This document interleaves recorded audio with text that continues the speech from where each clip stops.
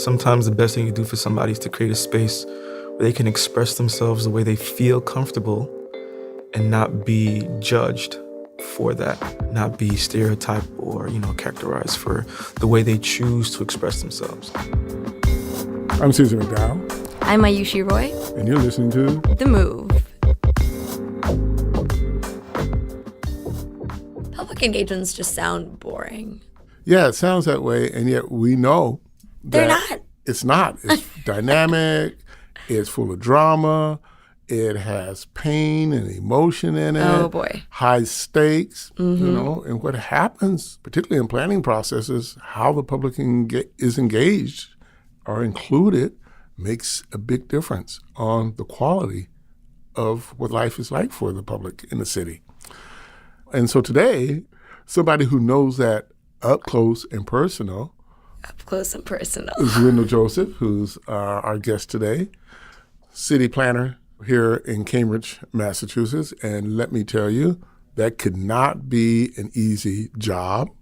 There's a lot going on in this city with development. It is, gentrification par excellence in the world. Mm-hmm. And he's on the front lines of that, having to deal with the tensions, the struggles that people have, and also trying to make sure people stay engaged. Mm-hmm. So here's Wendell. There's so much emotion in public meetings. People feel strongly about what cities do, right? Especially when they don't like what cities do, right? Which is fine, which is fair. I mean, people shouldn't agree with everything, right? But then whenever that process happens and that public engagement piece is underway, people tend to bring all that stuff in with them from the last thing and the thing before that. And the thing we did 20 years ago, it was like, oh, where are we on that? You see what I'm saying? And it's like, oh, you want to talk about something else, but we still have some things we need to say about the last thing. And it puts so much pressure and drama in these processes because of that fact. And I'd like to think that there's a way to work around that by having that ongoing relationship, by having a public engagement process verb that exists apart from processes, right? So that you have that ongoing dialogue, that back and forth, so that when you do have a project, you've already have a relationship established. You've already hopefully built up a level of trust and transparency. And I think it kind of like takes back some of the pressure. So, because it's not just on that particular process. So that's just one way I think about it. That also kind of connects to one of the things we've been highlighting both as part of this show and on our site is this whole notion of having the need to really be intentional about designing for healing. And part of what you mentioned is people bring a lot when they come to the meetings. They bring everything that's happened to them before and they needed to work out and they haven't had a space to work it out. Exactly. And they're looking for some way of having that paid attention to. And this idea that we might need to actually create some spaces in these public processes to help people heal from those traumas. I think it's fundamental to just human existence, just to be able to like vent sometimes. You know what I mean? It's like sometimes you just need to blow some steam and just get some off your chest. And that's okay. I think people should be allowed to do that. I think, at least personally for me, if somebody feels some type of way about a project that a city does or, a particular process, I mean, you should be able to just say, listen, I don't like this at all, and here's why. And that's a good thing, I think, because then on the one hand, you want people to feel like their voice does matter. You want people to have faith in the processes.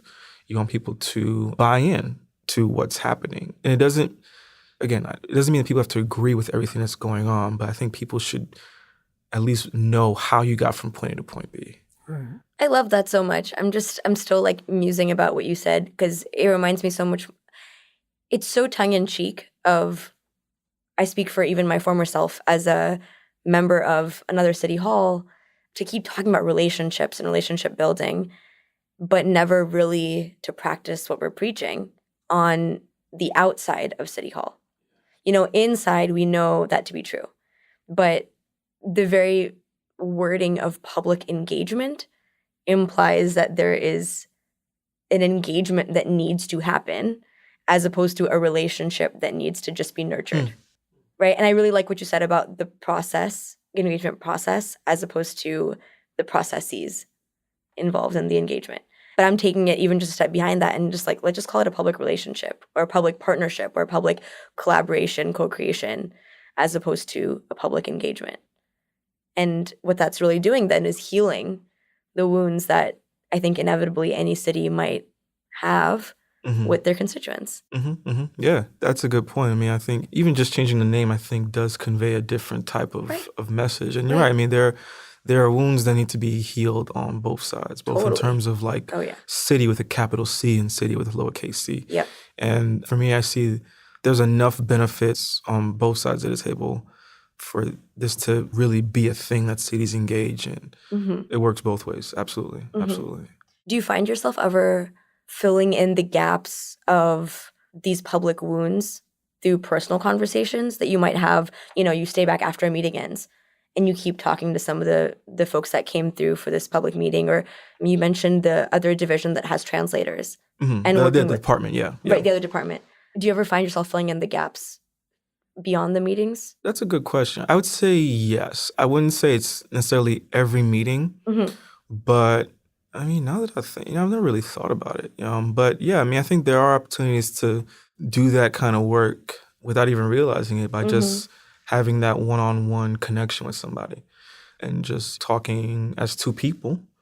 And you just happen to be a city official or an employee, and they just happen to be a citizen or a resident. But when you do have those, one-on-one conversations, either before or like after a meeting, yeah, it does, I think, create an opportunity for people to, I guess, come to terms, right? To better understand each other. Or to be able to vent even, maybe. Or vent, yeah. And I think this is something that I try to do more, just in my personal life, not just professional, but understanding that people, like I mentioned earlier, people need to vent. And sometimes the best thing you do for somebody is to create a space where they can express themselves the way they feel comfortable and not be judged for that, not be stereotyped or, characterized for the way they choose to express themselves. And so I try to be mindful of that, especially more recently, is like if I'm having a one-on-one interaction with somebody, I try to encourage them to just be honest and just say what's on their mind and not take it personally, right? Not internalize it, but just understand that, there's probably a lot that's behind that sentiment that has nothing to do with me, that I have no idea of and probably never will and don't need to. Right. What's important in that moment is for somebody to just say what's on their chest, say it with their chest, so to speak. It's really, one of the things I love about this is, as we started out this whole effort we've been working off of this framework, right? And it has all these different design challenges, everything from design for the margins to designing for equity and designing for healing, as you mentioned before. But actually, what you just said made me really rethink one of them. Like, we have this one about designing for multiple forms of expression, which we've always talked about in terms of language, or people are more like to express more through their body, or they're more interactive. But, this idea that venting is a form of expression. Absolutely. And the notion of actually designing public spaces and opportunities that just support people to vent is a really powerful idea. Right. Right. And redefining what we see as like productive conversation with the public. Yeah. Because I think sometimes we see things like venting as not being productive. Exactly. Like, if we're not really collaborating on this different legislation, like that really can't. Right. But no, actually, I think you kind of need the venting spaces. The spaces to be designed for venting, or spaces to be designed for just listening and being a supportive listener. And I think that's why it's so important to think of alternative forms of public engagement, just to keep that term going, outside of just a traditional public meeting, right? Because if you think about how public meetings typically go, forms of expression are very limited, if not sanitized, right? You have a certain period for public comments, and you get such and such minutes. You say this, and you say your name and your address, and you say what's on your mind. Next, same thing. Next, right? So it's a very constrained form of expression, right? Now, that works for some people, and it works fine, and that's great. That doesn't work for some people, right? Other people, rather. And so how do you tap into that? First of all, you have to understand that there's still value in those alternative forms of expression, right? And that's part of the problem. It's a form of privilege, really, to just say that these forms of expression have more value than those forms of expression. And it inherently devalues alternative forms of expression, right? Because there either aren't forms for those forms of expression, or when they are expressed in those type of ways, they're just shut down and it's like, no, this, that, and the other, right? So yeah, thinking about just the spaces to have those alternative forms of expression and then allowing people to do that without shutting it down, I think, is key. As you mentioned, like some people are just super animated. Some people just, they get hype, Yeah. Some people use profanity. Some people use language that's not typically okay in a public setting. And I mean, so long as you're not disrespecting somebody or dehumanizing somebody or using, inappropriate language, whether it's a slur or, I think there is some value in realizing that how people choose to express themselves should not take away from what they have to say. Mm-hmm. If everybody has value, then everybody's voice has value. And that should not be constrained to just one or two ways of expressing that. Love that. One of the issues I think we have, too, in the society is that people like you, who are in these positions in city governments or nonprofit organizations who are usually at the front lines of this, themselves haven't had much opportunity Exactly. to express themselves in all the ways they have. And Exactly. your own training and your own preparation basically narrows the field of what's appropriate for expression. Mm-hmm. So part of what I hear you're saying, that there's kind of like a whole lot of individual and internal work we have to do to both allow ourselves to know that's okay. Yeah. And it doesn't necessarily have to be some sort of a training per se. Because I think people understand this on an individual level. I think it's just taking those principles and just extending it to the public forum. But it's scary, isn't it? I mean, absolutely. I mean, it's scary. Absolutely. It's like, okay, Wendell, you stand up and shout. Ayesha stands up and shouts. Okay, those are two different messages. Very different messages. They're very different messages, right? Exactly, One of them is going to be like, oh, okay. Another will be, oh, no. Exactly. Right? And that's Absolutely. why it starts, before you even get that far, that's why it starts with understanding that people have value and their voices have value. Yeah. Equal value. And unless you start there, then you're still going to run into problems, right? Because I'm still going to come across as the angry black man, right? And then automatically what I have to say doesn't matter, or it matters less, right? But then if you understand that as a black man I do have value and my voice has value, then however way I choose to express it should not matter as much. Right. So yeah, I absolutely agree. Yeah, absolutely agree. It's a tough one. It's a very tough one. It is, because it forces people to step outside of their comfort zones. It forces you to see somebody as an equal, which as a society we just cannot seem to do. Certain voices fundamentally have more weight and more importance than others. So we have this culture of stratifying voices. And so doing that forces you to, it levels the playing field, which for some people is extremely uncomfortable. So I teach in the Department of Urban Studies and Planning. Do you think I should actually start doing like exercises in my classes? This gives people opportunities to just like say like, okay, you express that one way, let me have you do it another way. You could give exercises, or you can just walk into class one day and just bug out for no reason and just see how your students respond. Okay, I'm gonna do that. I'm gonna do Just that. walk in, just bug wild out. Just wild out for like a good 30 minutes straight and just see what happens. Ooh. Okay. You want to be my guest lecturer? That's cool. That's really cool. And wild out for us. That would be interesting. Yeah. But we don't have, as you're saying, we don't have the experience. Exactly. We have the opportunities to kind of sit with that and be okay with it and know that it's not going to kill us. Yeah. That it's going to be okay. It's going to be okay. And we're going to be fine. Yeah. And so therefore we would be, if we knew that, we'd create more spaces and opportunity for that. Yes. I think so. For people that may not know how to create that space and that opportunity, what's something that you feel like you might be able to share with them? Because I'm just thinking, right? Like, thinking out loud, what you said about you standing up and shouting and me standing up and shouting is so different. And for everyone in this room, I think that's pretty obvious and pretty apparent. But that may not be for a lot of people in a lot of other rooms. And so what's something that we could do to help those other rooms? I'm totally putting you on the spot. Yeah, and you can say like, that's a really good question, and we should have an answer to it out there in the world somewhere. Yeah. That's okay. Yeah. No, I mean, that is a good question. I mean, I think it very much starts with an internal conversation, a personal conversation that recognizes that people have a voice and that people have value and that they need to be allowed to express that because it's fundamental to their humanity. So before we talk about the space to do that, the ways in which we do that, I think it starts on an individual level. And it's, okay, what am I going to do to acknowledge the humanity of every single person I come in contact with?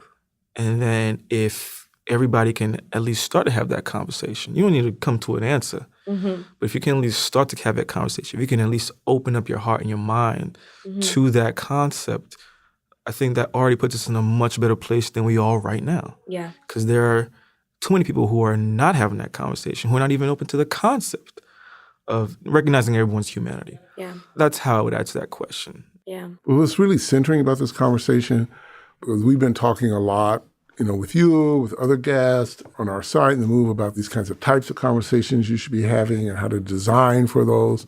But part of what you're raising is, actually, there's a prior piece. Mm-hmm. And the prior piece is, really, are you coming from a set of values exactly that actually allow you to see people as having value? Absolutely. Absolutely. And if you haven't gotten that, then all these design things aren't going to help very much. Mm-hmm. Because I guess in some sense you'll sabotage them because you actually don't believe in the value of everyone. And something that I've recently thought about, or at least a way to describe this kind of stuff, is to think of it as establishing a sort of baseline. And so when you have a baseline, that's like the norm, right? That's the point of reference. That's the starting point. It's zero.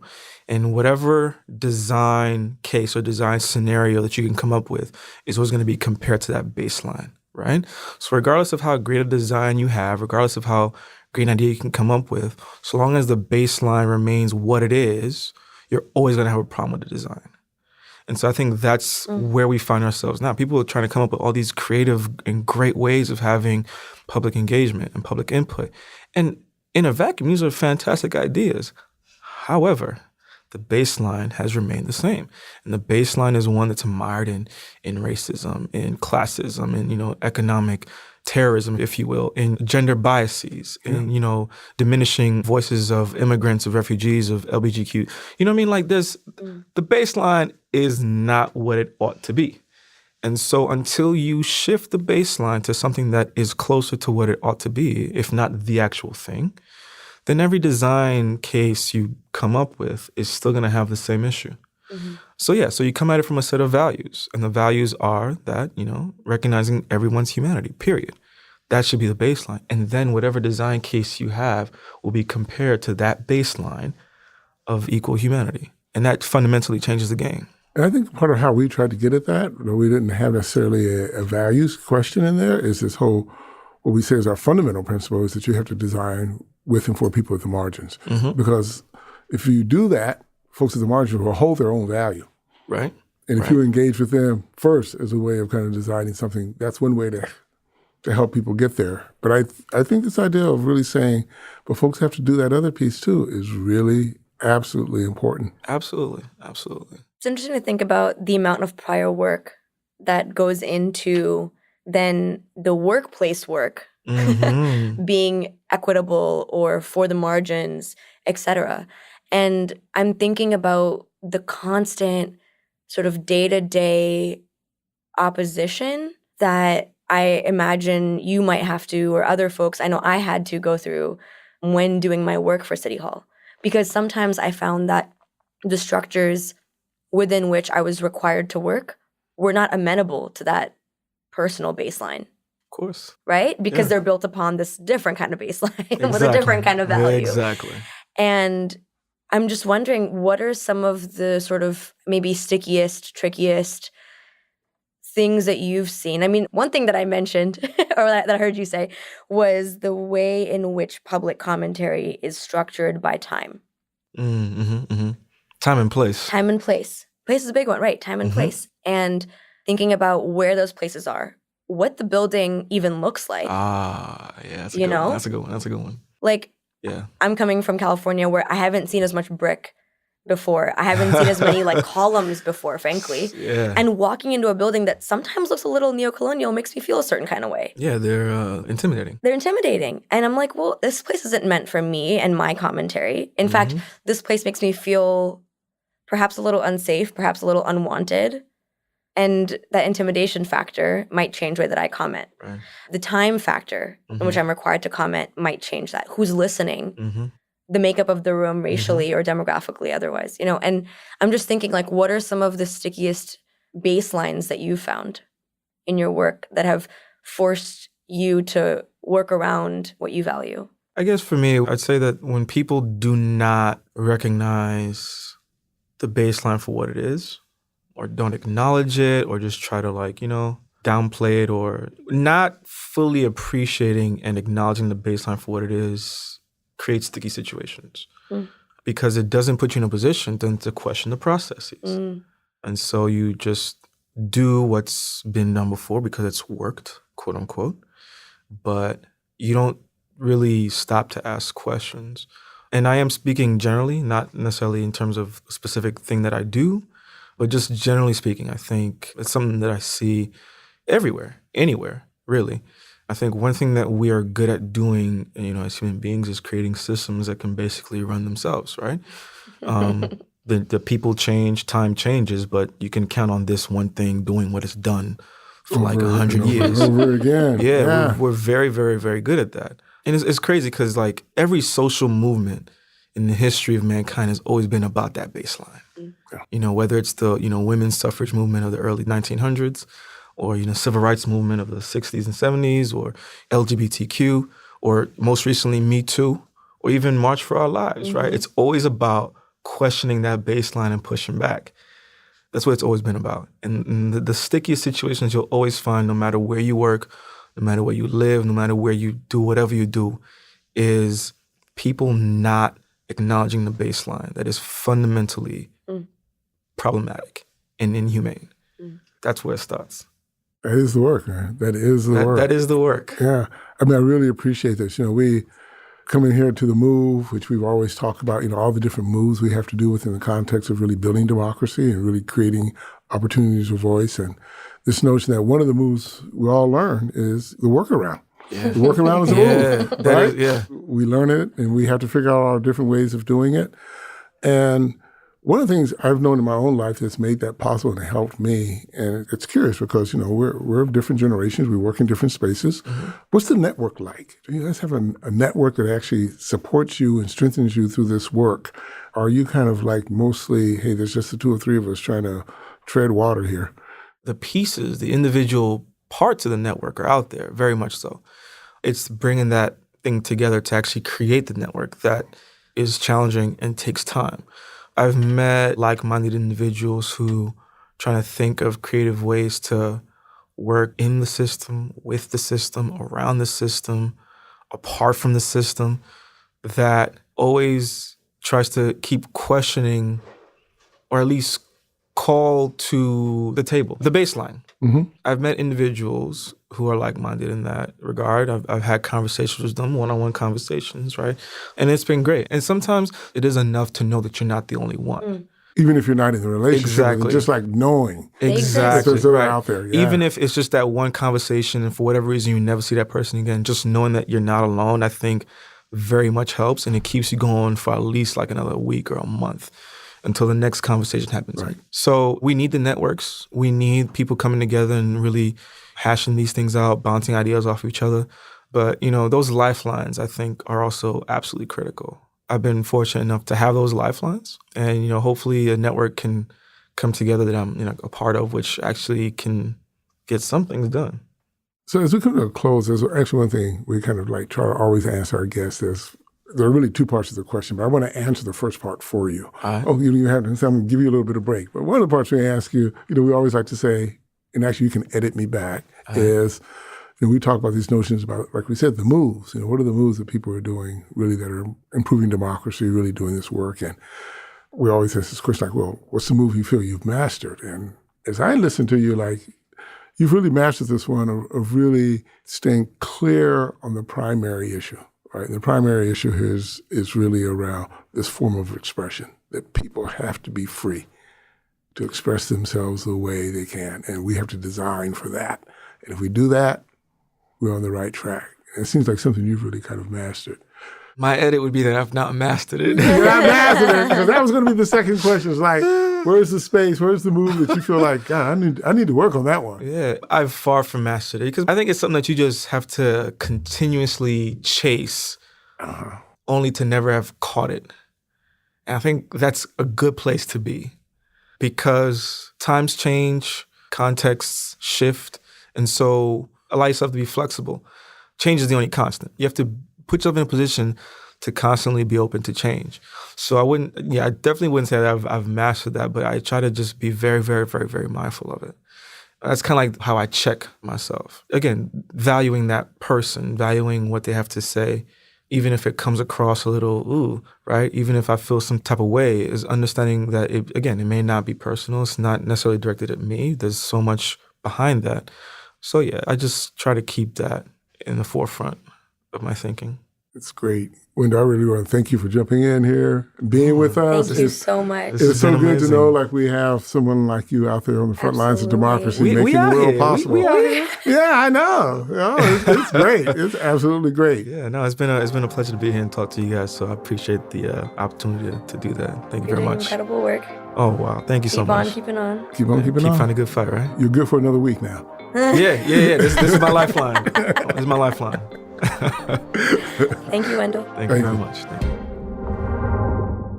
Talking with Wendell was really a great way to get a solid practice-based understanding of what Design for Healing is about. Mm-hmm. This is one of our core principles. And I mean, one of the things we know is true is that almost all of us are traumatized at some point in time by the way we've had to engage with the public at some point in time, right? Mm-hmm. And you go to these kind of public meetings, and people show up in all kinds of different ways, right? And they're not working for the people who are in city governments. They're not working for the public. There's a lot of distrust and fear, and all of that creates, real conditions for trauma. And the whole idea of designing for healing is to really think about the fact that you may have to create the opportunities and the spaces for people to actually heal as part of their engagement in the public. And that doesn't mean that, every public session has to turn into a therapy session. Right. It doesn't mean that. But it means that it has to recognize, right, that the public is in lots of different places and holding lots of different kinds of trauma of how they relate to each other. And if they don't have some opportunity both to show up the way they are and then be guided through and supported through healing over that kind of trauma, things will never get better. But the problem, I think, with the word healing is that it implies some degree of me needing healing. It implies some degree of me not already being enough or whole just as I am right now. And I think that we already carry so much of our own weight, so much of our own experiences in the way that we know to be whole. It would be so beautiful to design for just the way that we are, as opposed to implying some need of something new, some need of healing. I actually love that. And I think when I talk about this notion of designing for healing, certainly don't want to communicate, we don't want to communicate this idea that somehow we need other people to make us whole. Right. That we walk in the door whole. Exactly. But maybe what needs to be healed is our ability to see each other whole. Ooh. Right? Yes. That's what the healing is around. That's what that space is for. But you're really right in saying, the caution is don't think of people as coming in broken. Right. Think of them as whole the way they are, and they Right. come in, and that really connects a lot with what, Wendell even said at the very beginning of the show about sometimes you just got to let people be who they are. Exactly. And I like that. It's kind of just being able to see the other person for the entirety of themselves instead of just the portion that is amenable to the work that day. I agree. So you got to design for healing, but in order to do that, you got to recognize the wholeness of everyone. I love that. Well, That's all we have for today. Thank you all so much for listening. Catch us again next week. And in the meantime, you can find us online on Facebook, Twitter, and at our website. All of them are at The Move MIT.